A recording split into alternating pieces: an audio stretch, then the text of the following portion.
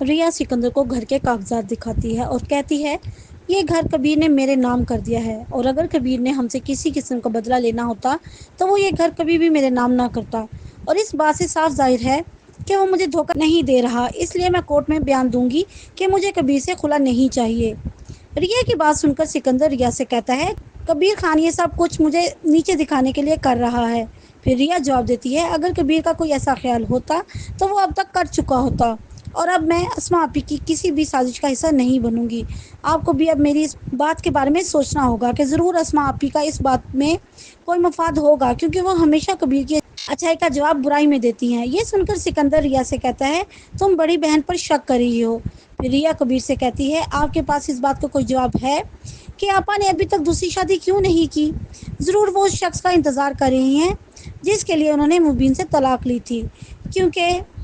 سچائی کیا ہے وہ ہم میں سے کوئی نہیں جانتا۔ ریا کی بات سن کر سکندر سوچ میں پڑ جاتا ہے۔ دوسری طرف وفا اپنے مقصد میں کامیاب ہو جاتی ہے اور مبین کی شادی رکوانے کے لیے اپنی بیماری کا بہانہ کرتی ہے۔ اس کے بعد ڈاکٹر انہیں اولاد کی خوشخبری سناتی ہے جسے سن کر مابینہ بہت خوش ہوتی ہے، لیکن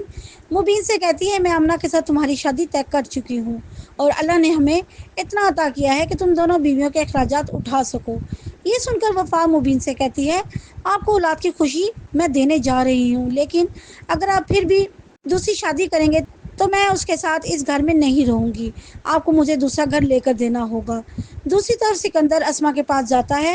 اور اسما سے کہتا ہے اب تو ہمارے پاس گھر بھی نہیں رہا، اس لیے میں چاہتا ہوں کہ تمہاری بھی شادی ہو جائے اور اگر کوئی شخص تمہاری نظر میں ہے تو مجھے بتاؤ۔ یہ سن کر اسما خاموش ہو جاتی ہے اور سوچتی ہے میں سکندر کو واجد کے بارے میں بتاتی ہوں، لیکن ابھی تو مجھے کبیر کو قتل کرنا ہے اور اب تو کبیر ریا سے ملنے آتا رہتا ہے، اسی لیے میں کھانے میں زہر ملا کر کبیر کو وہ کھانا دے دوں گی اور کبیر کے مرنے سے میرا